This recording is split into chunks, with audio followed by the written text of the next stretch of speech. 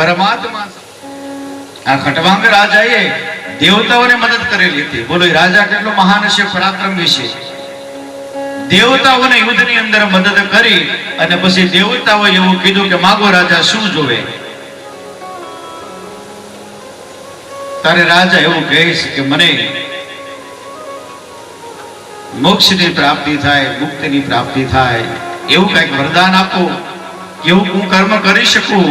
ત્યારે દેવતા એવું કહે કે તમારી પાસે હવે 2 ઘડી છે. 2 ઘડી એટલે 24 મિનિટની 1 ઘડી. હવે 48 મિનિટ છે તમારી પાસે. પણ ભગવાને વચન આપેલું કે તમે 48 મિનિટની અંદર પણ બ્રહ્મની પ્રાપ્તિ કરી લેશો. 1 ઘડી आधी में पुनियाद तुलसी संगत साधु की कटे कोटि अपराध, कटे कोटि अपराध. 1 ઘડી આધી ઘડી આધી મી પુનિયા. ડોંગરેજી મહારાજ એવું કહેતા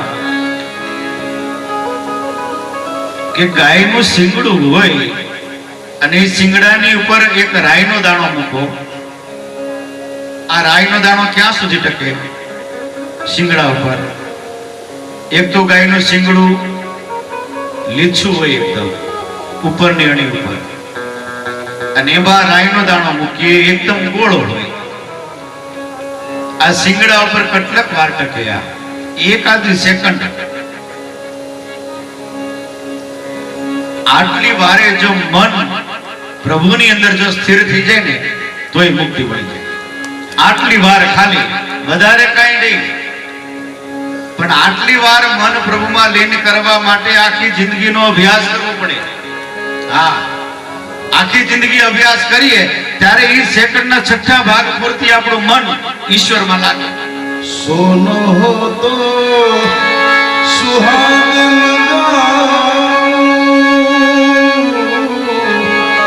बंकनाल रसला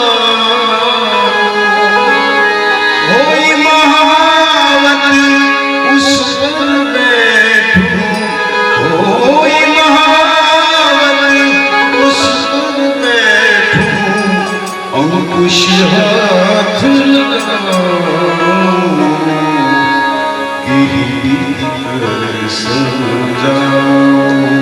मन तो है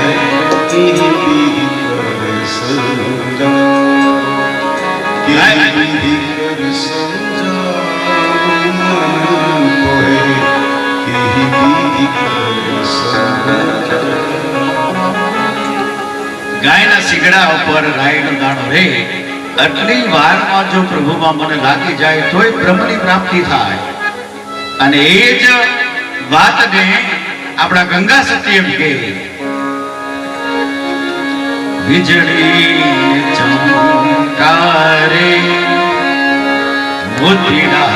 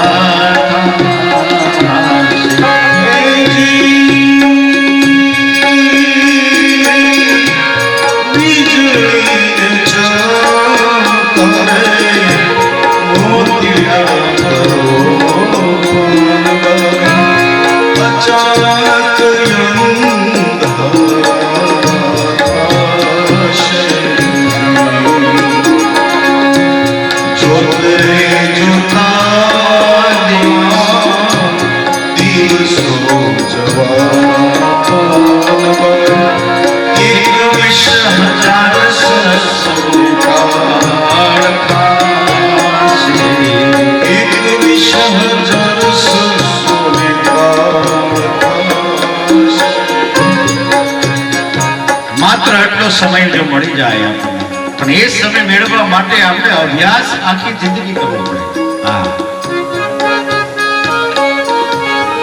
અને એ અભ્યાસ કરતા કરતા એક સમય એવું આવે અને મન પ્રભુમાં લાગી જાય અને આ જીવનો ઉદ્ધાર થઈ જાય. અને એ ખટવાંગ રાજાને 2 ઘડીની અંદર મોક્ષની પ્રાપ્તિ કરાવી હતી. તમારી પાસે તો 7 દિવસ છે, ઘણો સમય કહેવાય. સુખદેવજી મહારાજ કહે છે કે હે રાજન, માનવ જીવનનો હેતુ એ જ છે કે ભગવાનની પ્રેમ ભક્તિ પ્રાપ્ત કરવાનો અને ભક્તિથી ઈશ્વરને પ્રાપ્ત કરવાનો. આ સિવાય બીજું કોઈ કલ્યાણકારી કર્મ મનુષ્ય કરવાનું જ નથી. જે મનુષ્ય પોતાની ઇન્દ્રિયો વડે ભગવાનના દર્શન નથી કરી શકતો, ગુણગાન ગાઈ નથી શકતો, કથા કીર્તન કરી નથી શકતો, તીર્થયાત્રા કરી નથી શકતો, ભગવાનના ગુણાનુવાદ સાંભળી નથી શકતો, આનું જીવન તો વ્યર્થ છે.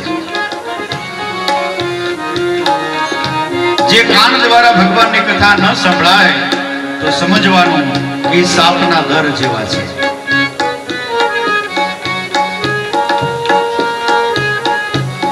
જે મસ્તક ક્યારેય પણ ભગવાનના ચરણમાં નમતો નથી તો સમજી લેવાનું કે આ એક મોટો બોજો છે આપણી પર. અને મસ્તક ત્યારે જ રમે હળવા થઈ ત્યારે હા હું છું નહીં ભૂલવું પડે, પોતાને ભૂલી જવું પડે. પોતાને ભૂલી જાય ને એ જ માણસ હળવો થઈ શકે. બાકી યાદ રહી ગયું કે હું આ છું એ ક્યાંય નમી ના શકાય.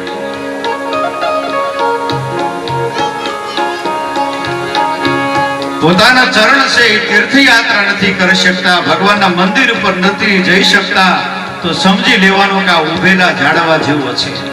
ઝાડવું જ એક જગ્યાએ સ્થિર રહે.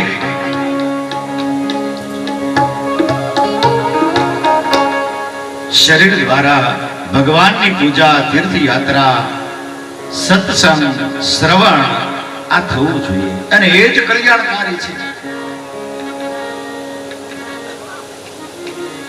સુખદેવજી મહારાજ પરીક્ષિતને આગળ કહે છે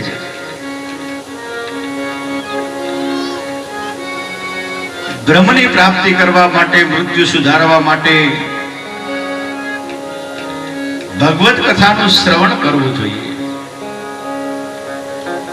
જે પોતાના પિતાજી પાસે ભાગવત મળેલું હતું એ જ 18,000 શ્લોકના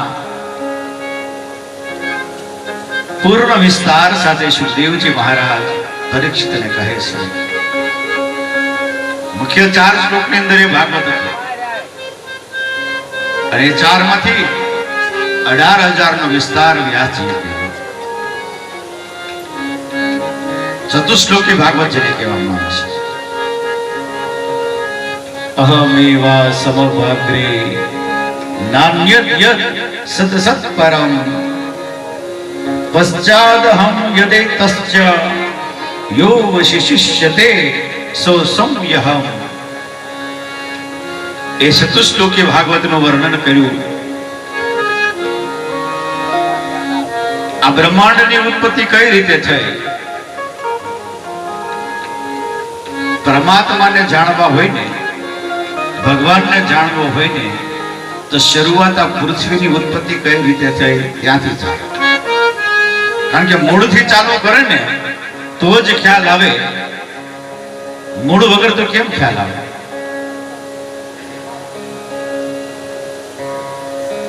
ઉર્ધ્વ મૂલમ અધશ્ચાખ. આ મૂળિયું છે ને ઉપર છે, એની શાખાઓ, એની ડાળીઓ આ બધી નીચે ચાલી રહી છે. પરમાત્માને જાણવા માટે શરૂઆત સૃષ્ટિની ઉત્પત્તિની કથાથી ચાલુ થાય અને એ સુખદેવજી મહારાજ અમને કહે છે. પરીક્ષિત મહારાજને કહે છે કે હે પરીક્ષિત, પરમાત્માને જ્યારે એકમાંથી અનેક થવાની ઈચ્છા થઈ અને કાળ, કર્મ અને સ્વભાવનું રૂપાંતર થયું ને એમાંથી મહત્વનો જન્મ થયો અને મહત્વત્વમાંથી વિકાર થઈને જ્ઞાન, ક્રિયા અને દ્રવ્ય રૂપ તમો નામનો અહંકાર ઉત્પન્ન થઈ. આ અહંકારને વિકાર થવાથી એમાંથી વૈકારિક, તેજસ અને તામસ એના 3 પ્રકાર બન્યા. તામસમાં વિકાર થવાથી આકાશ બન્યું, આકાશનો વિકાર થવાથી વાયુ બન્યું, વાયુમાંથી તેજ, તેજમાંથી જળ અને જળમાંથી પૃથ્વી. શબ્દ, સ્પર્શ, રૂપ, રસ અને ગંધ. અને એ પછી દરેક દિશાઓ ઉત્પન્ન થઈ, દિશાના દેવતાઓ ઉત્પન્ન થયા. તેજસ અહંકારમાંથી 5 જ્ઞાન ઇન્દ્રિય ને 5 કર્મ ઇન્દ્રિય. આપણા શરીરની અંદર આપણું શરીર જે સૂક્ષ્મ કહેવાય એમાં આ 10 ઇન્દ્રિયો કાર્ય કરી રહી છે.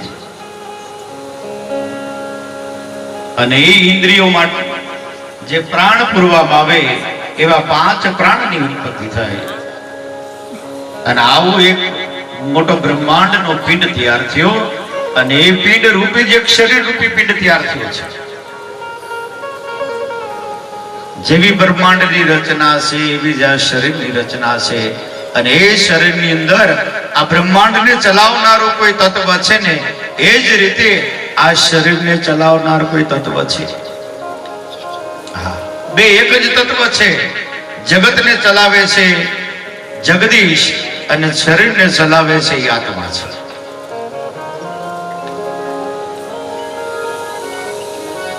અને એ પરમાત્માની વાત સુખદેવજી મહારાજ પરીક્ષિતને કહે છે. એવા પરમાત્માના 24 અવતાર છે. આ સૃષ્ટિની સર્જનની કથા આખી બતાવે અને એની જે ઉત્પત્તિ થઈ છે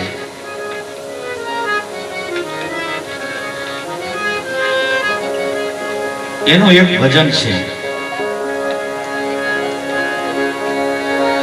આપણે તમારા પરિવારનું ગોત્ર માર્કંડ, માર્કંડ ને? હા, આ માર્કંડ ઋષિ જે હતા ને એ શક્તિ ઉપાસક હતા. હા, દુર્ગા સપ્તશતી નામનું પુસ્તક છે, 700 શ્લોક છે, જેને આપણે ચંડી પાઠ કહીએ.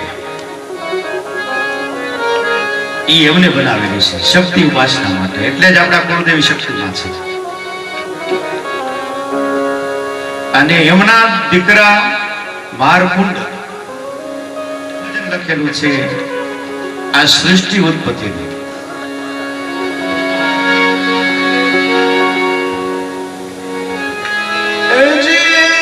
ગુરુ મારે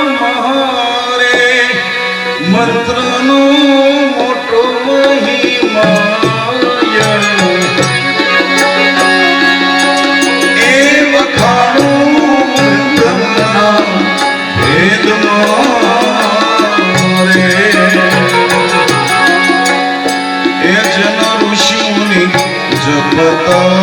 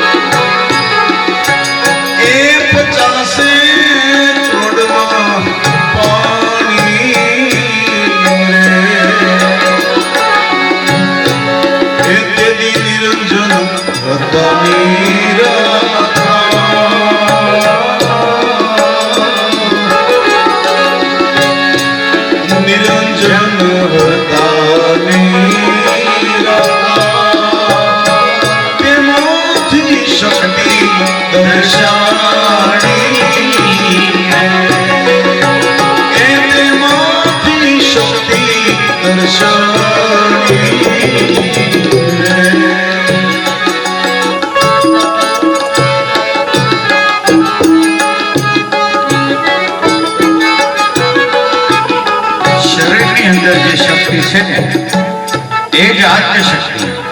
હા, એ શક્તિ વગર શરીર કામ ન કરી શકે. આ જ્યારે સૃષ્ટિની ઉત્પત્તિ થઈ ને ત્યારે પણ શક્તિની જરૂર પડી છે. શિવ અને શક્તિ,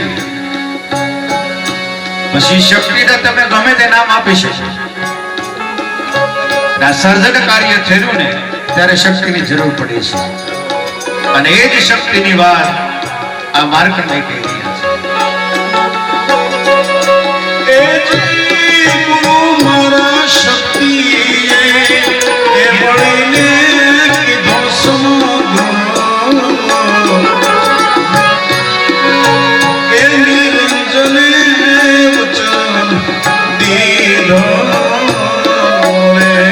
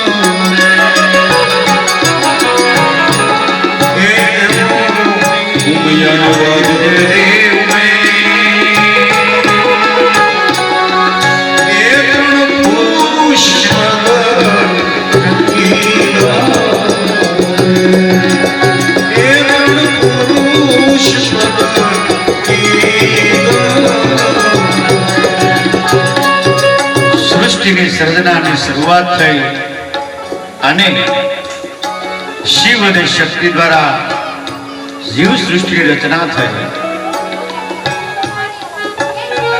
સુખદેવજી મહારાજ પરીક્ષિતને કથા કહે છે અને એ સૃષ્ટિમાં ભગવાનના જેટલા જેટલા અવતારો થયા એ અવતારોની કથા કહે છે.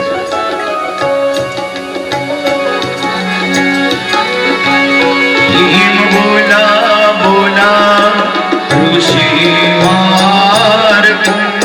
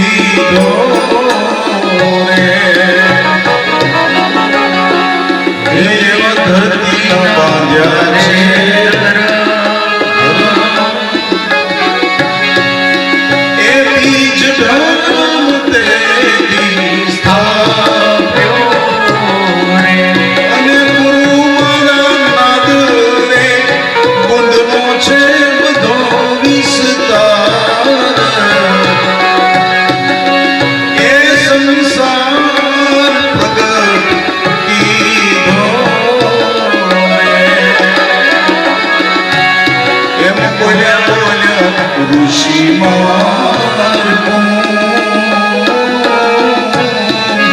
બોલી ઋષિ મહામંત્ર શિવજી દીધો, એ મહામંત્ર શિવજી દીધો. આજે નાદ અને કુંડ આ બે વિસ્તાર ચાલ્યો આવે છે. સૃષ્ટિની ઉત્પત્તિ થઈ ને ત્યારથી આજ સુધી અને સૃષ્ટિનું સર્જનનું વર્ણન કરતા કરતા સુખદેવજી મહારાજ પરીક્ષિતને ભગવાનના 24 અવતારની કથા કહે છે. ભગવાનના અવતાર કેટલા છે? 24. આમ તો અનેક અવતારો થયા પછી પણ મુખ્ય 24. ભાગવતના આધારે મુખ્ય ભગવાનના 24 અવતારો છે.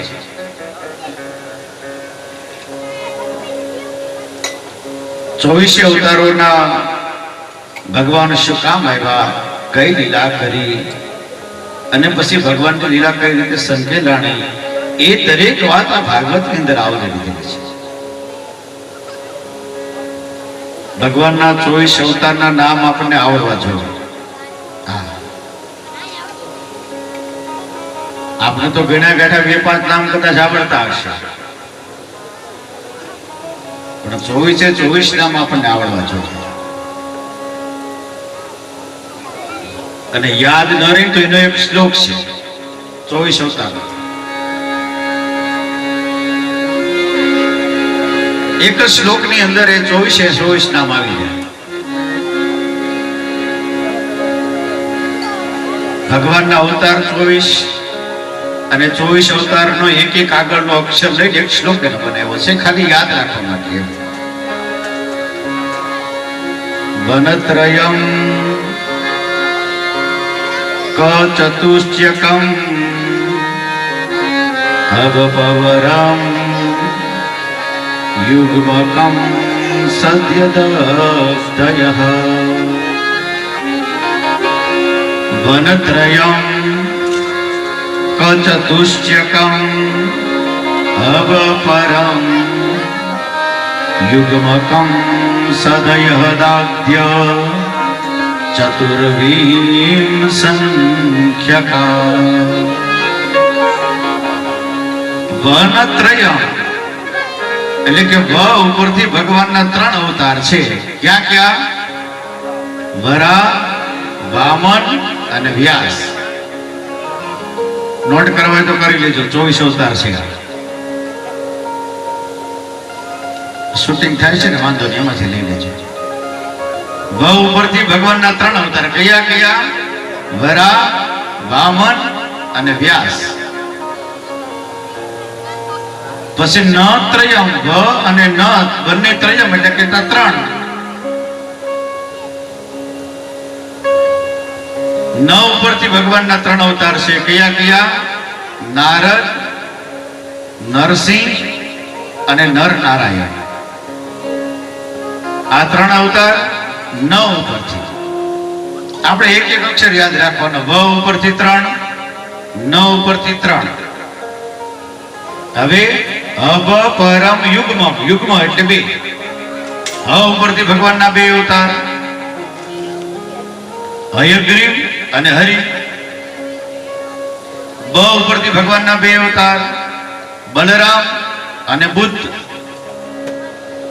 પ ઉપરથી ભગવાનના 2 નામ, પૃથુ અને પરશુરામ. ર ઉપરથી ભગવાનના 2 અવતાર, રામ અને ઋષભ.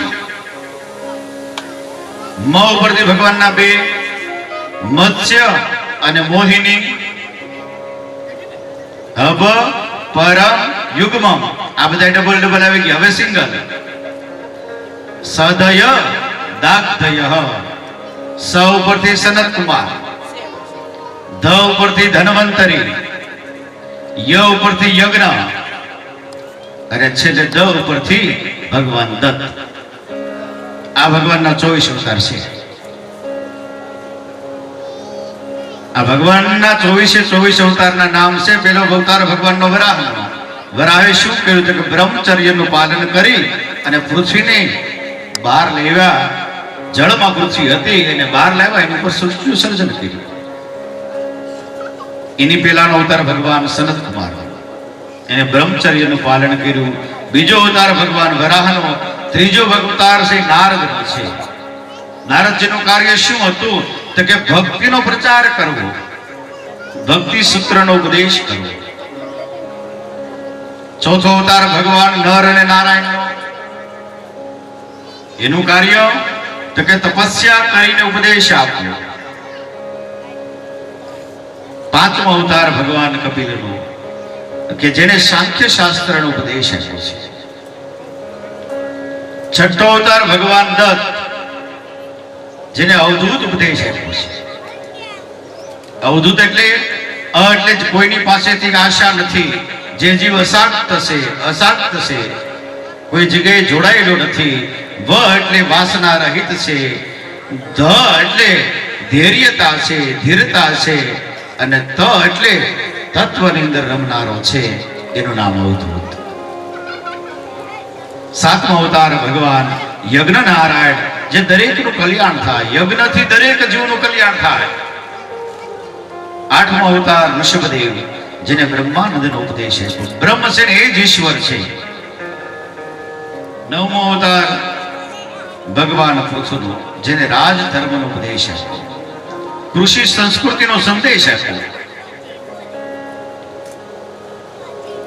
10મો અવતાર છે ભગવાન મત્સ્ય, જેને સપ્તર્ષિઓની રક્ષા કરી છે. 11મો અવતાર ભગવાન કુર્મ, જ્યારે સમુદ્ર મંથન થયું ને ત્યારે કુર્મ ઉપર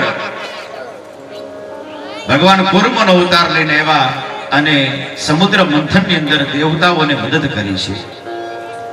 12મો અવતાર ભગવાન ધન્વંતરીનો, કે સમુદ્ર મંથન થયું તે વખતે બધી અમૃત નીકળ્યું છે, જે બધી ઔષધિ નીકળી,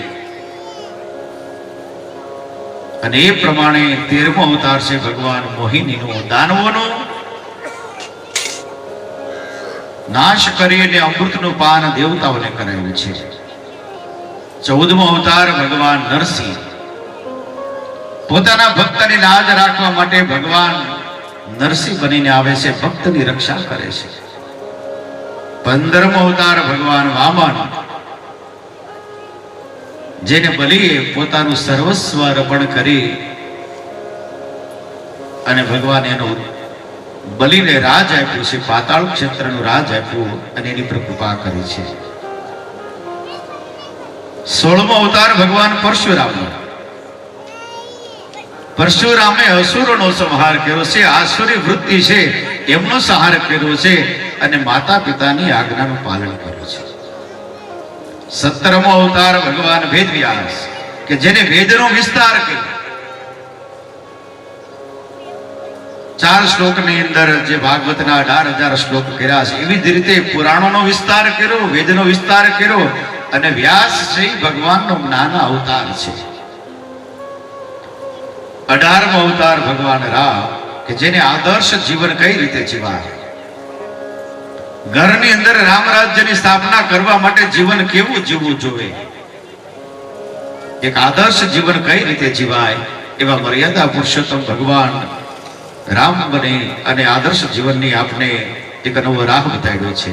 19મો અવતાર ભગવાન બલભદ્ર, એને પણ ધર્મની રક્ષા કરવા માટે સતત ભગવાન કૃષ્ણની સાથે રહી અને ધર્મની રક્ષા કરી છે. 20મો અવતાર ભગવાન કૃષ્ણ, પ્રેમ ભક્તિ શું કહેવાય એ માટે સ્વયં ભગવાન કૃષ્ણ બનીને આવે છે. 21મો અવતાર છે ભગવાન બુદ્ધનો, કે જેને ધર્મનો પ્રચાર કર્યો છે. 22મો અવતાર છે કલ્કી, એ જે થવાનો બાકી છે. 23મા અવતાર અને 24મો અવતાર, એમાં સ્થૂળ અને સૂક્ષ્મ, 23મો સ્થૂળ, 24મો સૂક્ષ્મ, હરિ અને હયગ્રીવ એવા નામ આપવામાં આવ્યા છે. જેને પ્રાણ અને પ્રકૃતિ પણ કહી શકાય, પુરુષ અને પ્રકૃતિ પણ કહી શકાય, એ 23 અને 24માં હરિ અને હયગ્રીવના નામથી છે. આ 24 અવતાર છે આપણા મુખ્ય. આ 24 અવતારનું મુખ્ય કાર્ય હતું આ પૃથ્વી પર આવવા માટે. એટલે શ્લોક યાદ રાખજો. 24 નામ એક સાથે યાદ ન રહે તો એક શ્લોક યાદ રાખી લેવો એટલે બધા જ નામ યાદ આવી જશે ઓટોમેટિક. પરીક્ષિત મહારાજે 24 અવતારોની કથા કરી છે.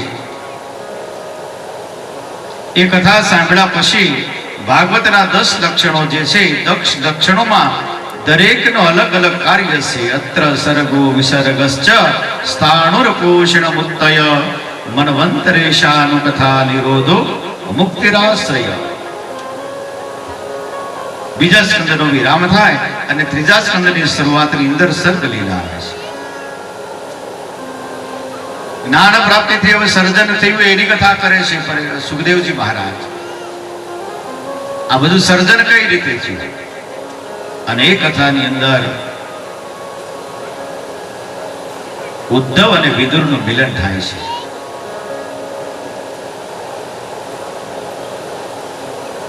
મહાભારતનું યુદ્ધ હતું એ સમયે ધૃતરાષ્ટ્રને વિદુર છે ને એ સમજાવવા માટે જાય છે. કે પાંડવોનો થોડો ભાગ એને તમે આપો, એની સામે તમે અન્યાય ન કરો. અને એ સમયે દુર્યોધન એને ધિક્કારે છે. ભગવાન કૃષ્ણ જયારે વિષ્ટિ માટે આવે,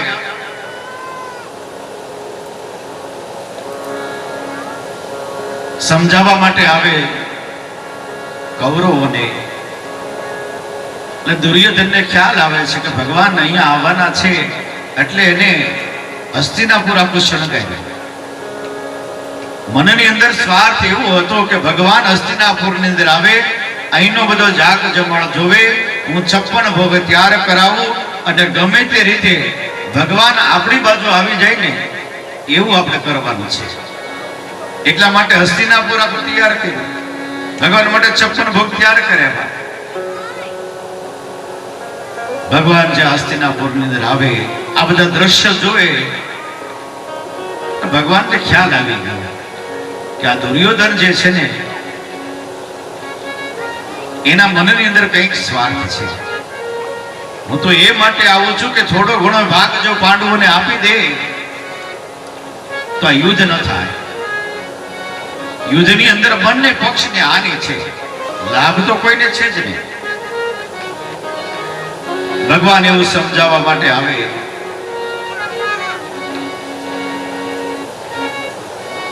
વિદુરજીએ પેલા બધા પ્રયત્નો કરી લીધા પણ કોઈ સાંભળ્યું નહીં, એટલે વિદુરજી પોતાના ઘરે જઈને બેસી ગયા. વિચાર કર્યો છે કે આ રાજ્યમાં આપણે રહેવું નથી, તીર્થ યાત્રા માટે આપણે નીકળી જવું છે. ભગવાન સમજાવે છે પણ કૌરવોમાંથી કોઈ સમજતું નથી. 56 ભોગ તૈયાર કર્યા પણ ભગવાન કે આના ઘરનું અન્ન ન ખવાય. જેની બુદ્ધિ બગડેલી હોય ત્યાં અન્ન ન ખવાય, આપણી બુદ્ધિનો નાશ થાય. ભગવાન એની ઘરે જમા નથી. 56 ભોગ હોવા છતાં 56 ભોગની અંદર આગળ માખણ અને મિશ્રી પણ મૂકેલા હતા. ભગવાનને અતિ પ્રિય, છતાં એની સામે નજર પણ ભગવાને નથી કરી. અને ભગવાનને થયું કે મને મારો ભક્ત યાદ કરે છે. ભગવાન જયારે હસ્તિનાપુરની અંદર પ્રવેશ કરતા હતા ને, ત્યારે વિદુર અને સુલભાના મનની અંદર એવી તૃષ્ણા હતી ભગવાનના દર્શનની. એને મનમાં એવું જ હતું કે ભગવાન આપણે દર્શન જેવા તો આવશે. એવી ભક્તિ હતી બંને જણાની, વિદુર અને સુલભાની. અને જેનો જે રસ્તો હતો ને, રસ્તાની અંદર બંને જણા ખડકીનો દરવાજો ખોલીને ઉભા રહી ગયા. ભગવાનના દર્શન તો થશે. અને એ સમયે ભગવાન ક્યાંથી નીકળ્યા અને ભગવાનના દર્શન કર્યા, અને ભગવાન મોઢું મલકાવતા ગયા, કઈ બોલ્યા નહીં. ભગવાને મોઢું મલકાવ્યું એટલે વિદુરને ખ્યાલ આવી ગયો કે નહીં, ભગવાન આપણી ઘરે આવશે 100%. ભગવાનના ચહેરા ઉપર એ સંકેત હતો કે ભગવાન આપણે ત્યાં આવશે. ભક્તને ખ્યાલ આવી જાય.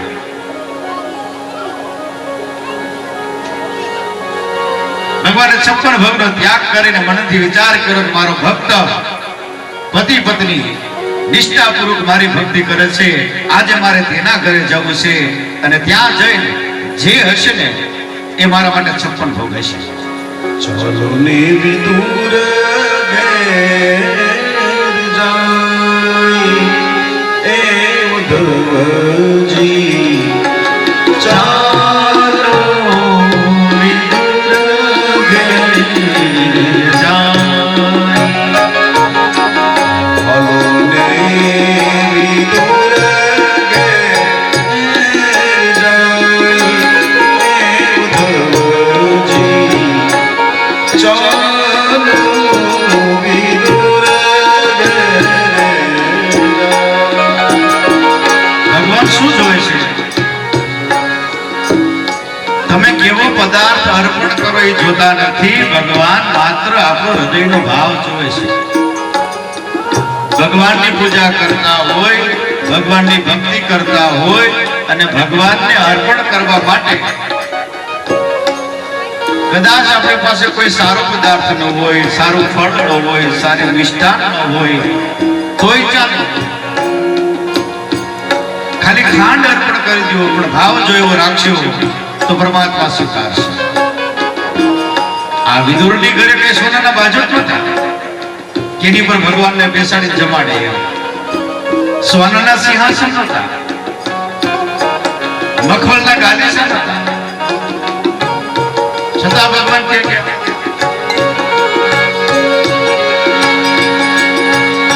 અરે બંટીનો રોટલો રે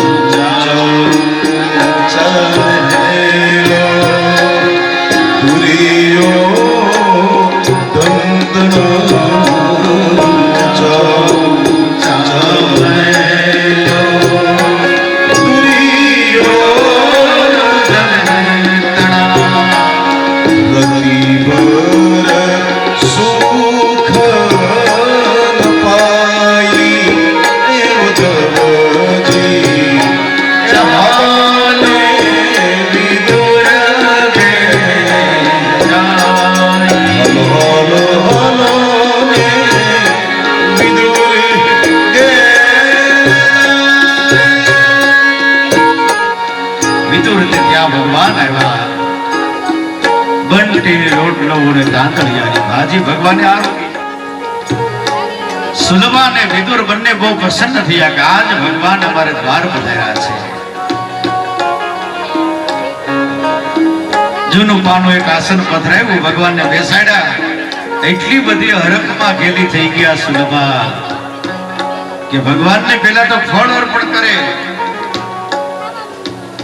ભગવાન પધાર્યામાં એટલી ઘેલી થઈ, એટલી ગાંડી થઈ.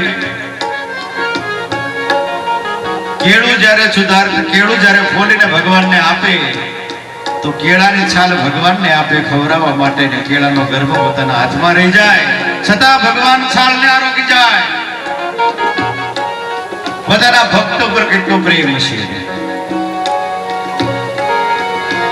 ભગવાન ભાવ જોવે છે, સાંભળી લેજો, પદાર્થ નહીં.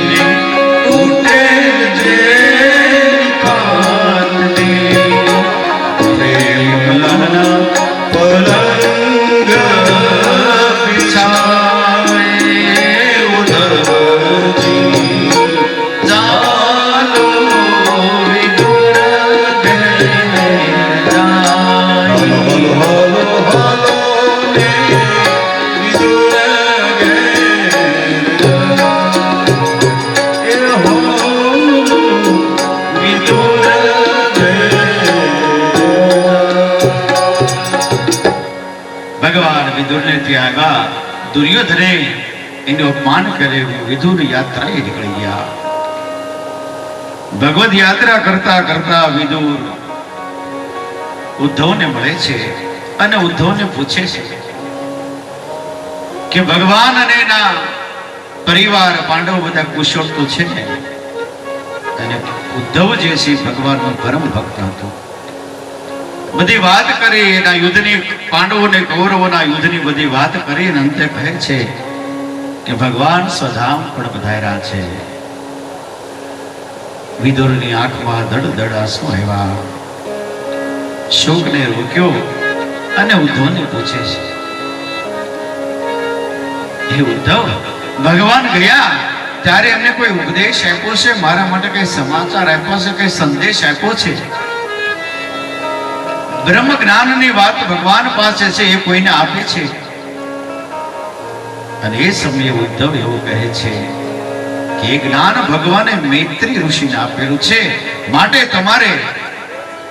તમે મૈત્રી ઋષિને મળો અને એ તમને બ્રહ્મ જ્ઞાનનો ઉપદેશ આપશે. વિદુર ત્યાંથી નીકળી જાય અને ગંગા નદીના કિનારે આવે. મૈત્રી ઋષિને મળે છે, પ્રણામ કરે. 4 મિલે 64 કિલે વિશે કર જોડ, હરિજન સે હરિજન મિલે દિશે 7 કરો. બંનેનું મિલન થાય, બંને પ્રભુના પરમ ભક્ત. વિદુરજી મૈત્રી ઋષિને કહે છે કે બધા મનુષ્ય સુખ શાંતિ મેળવવા માટે નિરંતર કર્મ કરે છે. સવારમાં નીકળે, કાંઈક ને કાંઈક સુખ મેળવવા માટે, ને ઘરે પાછા આવે તો રાતના સમયમાં દુઃખ અને દુઃખ. સુખાય કર્માણી કરો તિલોકો નતે સુખમ યદૂર પારંવાર વિંદેત ભૂયસ્યતાત એવ દુઃખમ યદત્ર યુક્તમ ભગવાન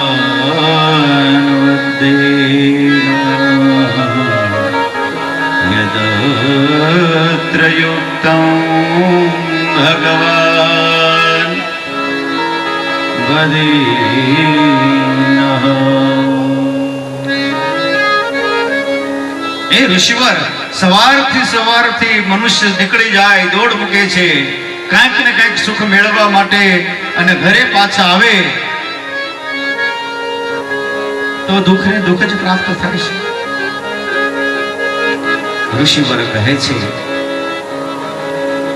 કળિયુગનો મનુષ્યને સુખ કેમાં છે એનો ખ્યાલ નથી. સંપત્તિમાં સુખની આશા રાખે છે, ઘર સંસારમાં સુખની આશા રાખે છે, એમાં ક્યારે સુખ મળવાનું નથી. સુખ તો ઈશ્વર સાથે પ્રેમથી જાય, પ્રભુ સાથે પ્રેમથી જાય. ત્યાગા શાંતિરનંતરમ. જ્યાં સુધી મોહ છે, માયા છે, આસક્ત છે, ત્યાં સુધી એને સુખની પ્રાપ્તિ ન થાય. શાંતિ મેળવવા માટે પ્રભુના બની જવું પડે, ઈશ્વરના થઈ જવું પડે.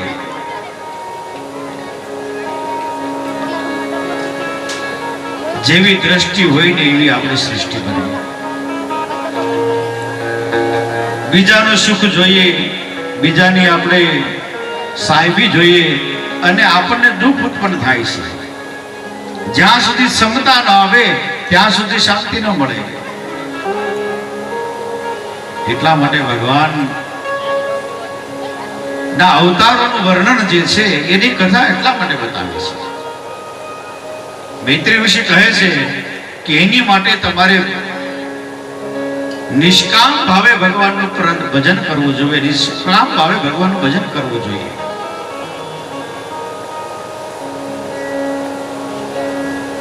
અને એ માટે વિદુરજી પહેલાથી જ પૂછી રહે છે કે એની માટે મારે શું કરવું.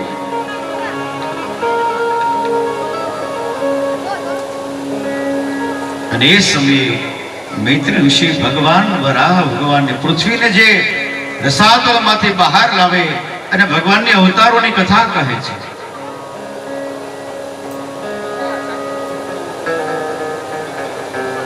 મૈત્રી ઋષિ કહે છે કે સાંભળો ઋષિવર, બ્રહ્માજી દ્વારા જે રીતે પૃથ્વીને બહાર લાવીને એની પર સર્જન કર્યું છે, કથા કહું છું તે છે સાંભળો. રસાતળની અંદર હિરણાક્ષ નામનો જે રાજા હતો, એ રાજા બહુ મહાન અને પરાક્રમી હતો, જે પૃથ્વીને લઈને બેઠેલો હતો.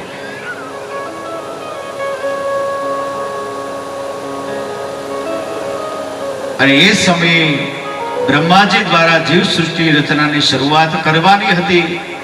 પૃથ્વી વગર જીવ સૃષ્ટિ રચના કઈ રીતે કરવી, ભગવાને બ્રહ્માજીને કહે છે કે તમે જીવ સૃષ્ટિ રચના કરો.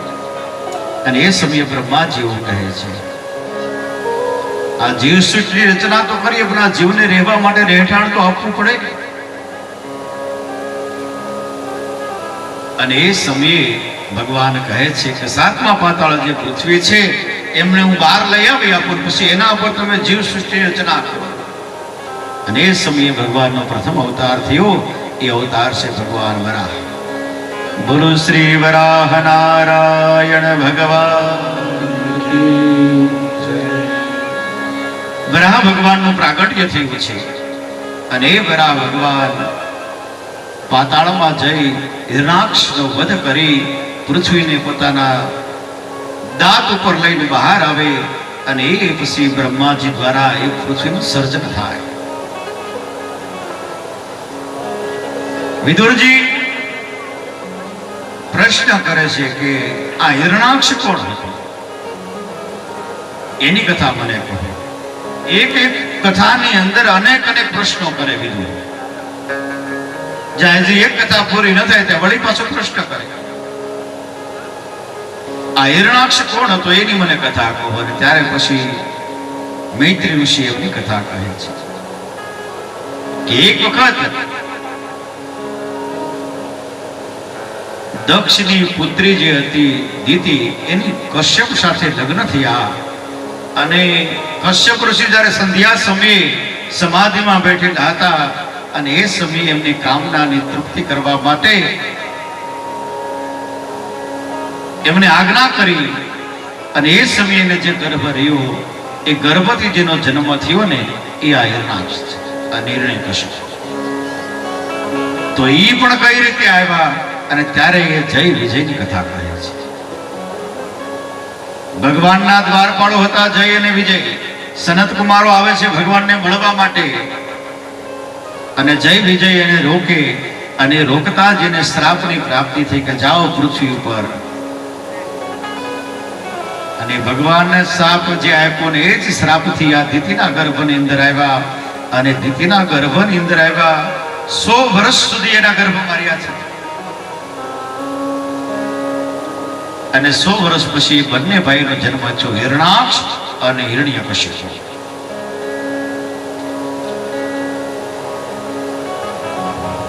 જય એટલે વિજયના હતા, એ જ વળી હિરણ્યાક્ષ અને હિરણ્યકશ્યપ સનત કુમારોનો શાપ હતો કે તમને વેર ભાવે ઈશ્વરની પ્રાપ્તિ થશે. અને એ પછી મૈત્રી ઋષિ કહે છે કે વિદુર, ભગવાનની લીલા જો એવી છે કે જે લીલાનું વર્ણન કરતા કરતા આનંદ પામ્યા જ કરીએ છીએ, એનો કોઈ અંત નથી. છતાં વિદુરને ભગવાનની લીલા સાંભળવામાં એટલો આનંદ આવે છે. એમણે કહ્યું છે કે હે પ્રભુ, હવે મને તમે સ્વયંભૂ મનુનો વંશ કહો, પૃથ્વીનું પાલન કરનાર પ્રિય વ્રત અને ઉત્તાદપાનની કથા કહો, દેવહૂતિ દ્વારા યોગ વિદ્યા પ્રાપ્ત થઈ એવી કરદમ ઋષિની કથા કહો. આવી અનેક કથા સાંભળવાની એમને જિજ્ઞાસા વૃત્તિ થઈ. અને એ સમયે મૈત્રી ઋષિ કહે છે કે કરદમ રાજા એક વખત સરસ્વતી કિનારા ઉપર બેસી 10,000 વર્ષ સુધી તપ કર્યું છે. ભગવાન પ્રસન્ન થયા તો ભગવાન પાસે એટલું માગ્યું કે મને કોઈ ગુણવાન અને શીલવંત સારી પત્ની મળે એવું વરદાન આપો. ધર્મ અર્થ કામની પૂર્તિ કરે એવી મને એક પત્ની પ્રાપ્ત થાય એવી ભગવાન એવું મને વરદાન આપ્યું. અને એ સમયે ભગવાન એને વરદાન આપે છે કે હું સ્વયં તમારે ત્યાં પુત્ર બનીને આવીશ. હું સ્વયં તમારે ત્યાં પુત્ર બનીને આવીશ. કડદમ ફરીવાર ભગવાનનો જપ તપ કરી રહ્યા છે. સ્વયંભુ મનુ હતા, એમની રાણી હતી શત્રુપા. એમને એક પુત્રી હતી દેવહૂતિ. આ દેવહૂતિની ઈચ્છા એવી કે કોઈ સારા ઋષિવર હોય, તપસ્વી હોય, આવા સાધુ પુરુષ સાથે મારે લગ્ન કરવા છે. મનુ રાજા જે છે પોતાની પત્ની અને પુત્રી સાથે કરદમ ઋષિના આશ્રમે આવે. આશ્રમ આગળ આવ્યા, આશ્રમની અંદર પ્રવેશ કર્યો એટલે રાજાને ખ્યાલ આવી ગયો કે આ કોઈ તપસ્વી ઋષિ છે. નારદજીએ કહેલું હતું કે તમે કરદમ ઋષિના આશ્રમ ઉપર જાઓ અને કરદમ ઋષિ એક એવા તપસ્વી અને મહાન પુરુષ છે જે તમારી દીકરી માટે યોગ્ય છે. એટલે રાજાને એવું થયું કે આ કરદમ ઋષિનો જ આશ્રમ હશે. અંદર પ્રવેશ કર્યો. ઋષિ પોતાના ભજન સંધ્યામાંથી ઊભા થયેલા. રાજા જેવો વેશ જોયો, આવકાર આપ્યો, મીઠો આવકાર આપ્યો છે. આસન પાથર્યા, 3 આસન પાથર્યા. એક રાજા માટે, એક રાજાના પત્ની માટે શત્રુપા માટે, અને એક રાજાની પુત્રી દેવહૂતિ.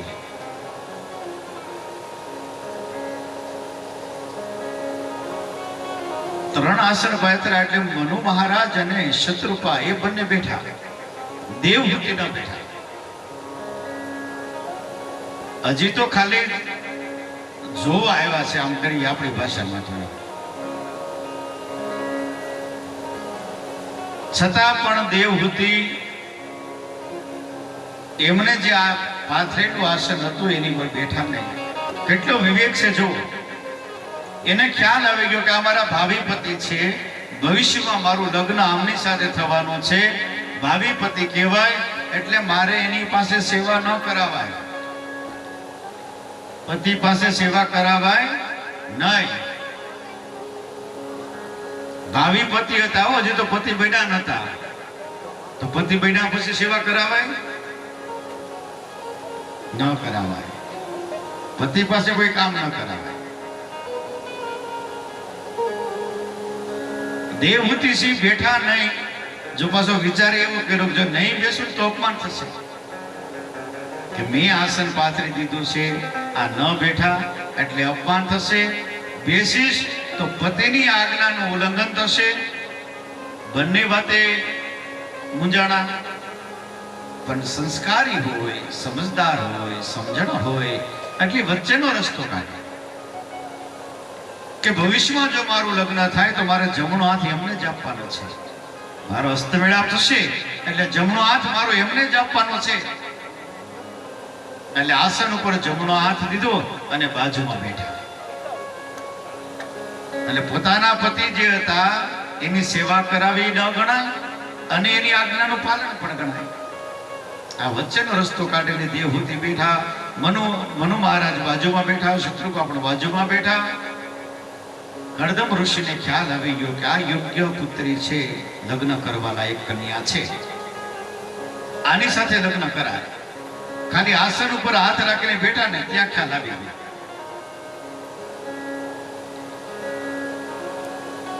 મનુ મહારાજ વાત કરે છે કે મારી દીકરી જે છે એને કોઈ શીલવંત, કોઈ સાધુ પુરુષ, તપસ્વી મહાપુરુષ હોય એની સાથે લગ્ન કરવા છે. અને નારદજી ઋષિ દ્વારા અમને તમારું નામ સૂચવવામાં આવ્યું છે, એટલે અમે તમારા આશ્રમે આવ્યા છીએ. હવે મારી દીકરીનું તમે પાણી ગ્રહણ કરો. કરદમ ઋષિ કહે છે કે એક શરતે પાણી ગ્રહણ કરો,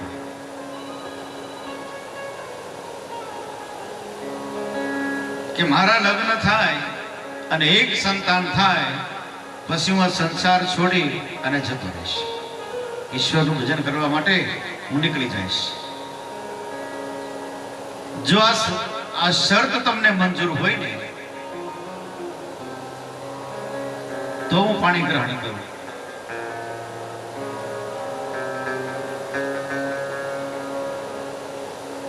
મનુ મહારાજ કે હવે આ શરત તો નક્કી કરવા માટે દેવહૂતિને જ પૂછવું પડે.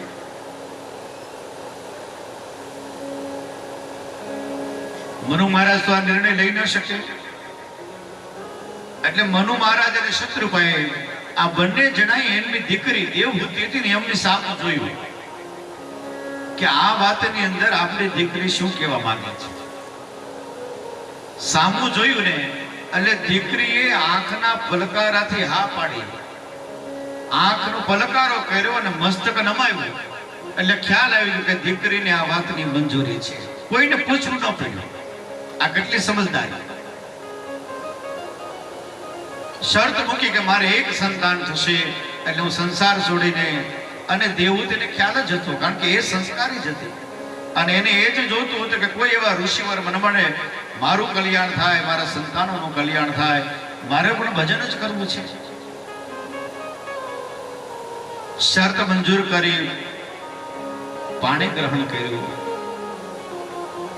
આ તો બહુ જૂની વાત છે, બાકી હમણાંની વાત કરીને તો ધીરો ભગત થઈ ગયો આપણે. હા, અબોટીય બ્રાહ્મણ આને પણ આવી શરત મૂકી હતી. નાનપણમાં પિતાનું અવસાન થયું અને પોતાની માતાને એવી ઈચ્છા